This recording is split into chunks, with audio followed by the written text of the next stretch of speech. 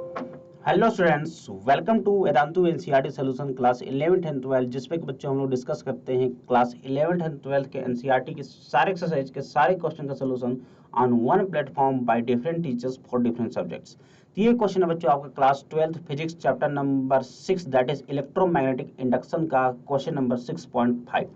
Question कह रहा है बच्चों कि a 1 metre long metallic rod is rotated with an angular frequency of 400 radian per second about an axis normal to the rod passing through its one and.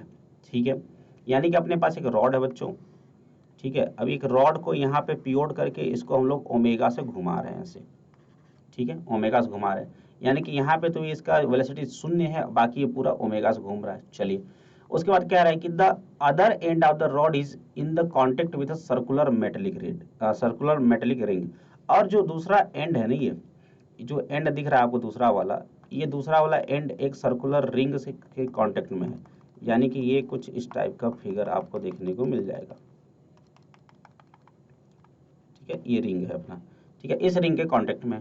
तो कह रहा है कि a constant and uniform magnetic field of 0.5 tesla parallel to the axis of axis exist everywhere, यानी कि इस axis के parallel है, यानी कि एक्सिस अगर हमारा जेड डायरेक्शन में है तो मैग्नेटिक फील्ड भी जेड डायरेक्शन में होगा, जो कि बी मान लिया। चलिए, चलो कह रहा है calculate the EMF develop between the centre and the ring. तो सेंटर इसके और इसके बीच में जो ईएमएफ जनरेट हुआ उसकी वैल्यू बताना।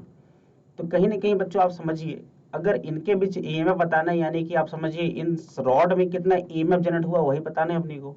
ठीक है कि नहीं? समझ में आ रहा बात? चलिए, अब ध्यान समझिएगा बच्चों। अब हमें पता है कि एक रॉड में जो ईएमएफ जनरेट होता है सर, वो होता है अपना कितना सर, वीवीएल। क्लियर है?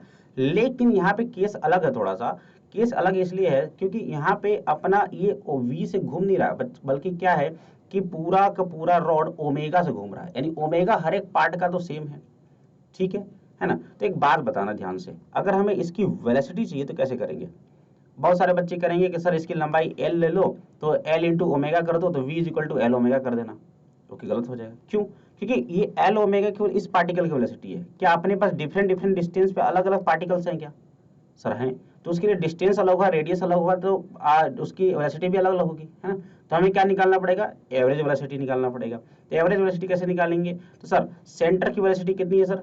सेंटर की वेलोसिटी है 0, और एंड की वेलोसिटी कितनी है सर? Omega L. तो एवरेज वेलोसिटी अगर बताओ हमसे, एवरेज वेलोसिटी क्या हो जाएगा सर?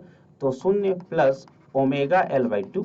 हमने इस पूरे रॉड की एवरेज वेलोसिटी निकाल ली, तो बेसिकली क्या हो जाएगा बच्चों? Omega L by 2। क्लियर है? अब हमसे v निकाले गया तो जरा रख देते, ई इक्वल टू हो जाएगा अपने पास v की जगह रख देंगे omega L by 2 into L.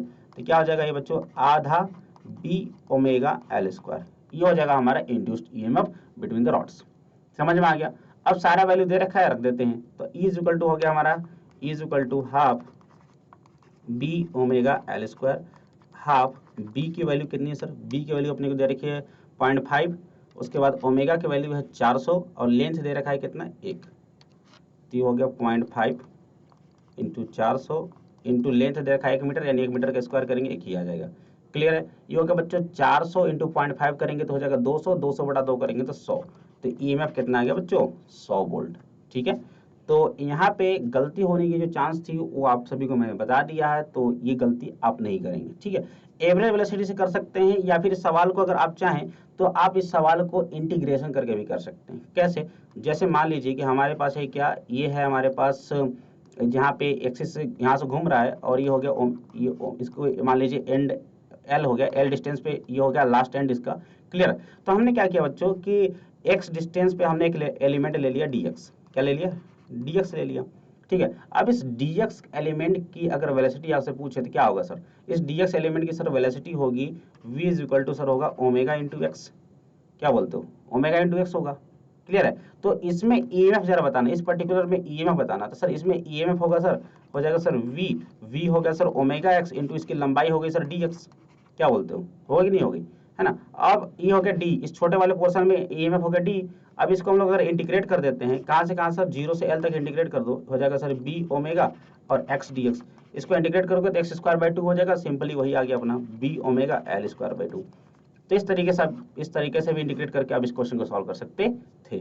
तो उम्मीद करता हूँ बच्चों आप सभी को सोल्यूशन समझ में आ गया होगा। तो मिलते हैं आप नेक्स्ट वीडियो में। अगर वीडियो पसंद आया होगा तो do like the video and do subscribe channel. Thank you very much, bye bye, take care.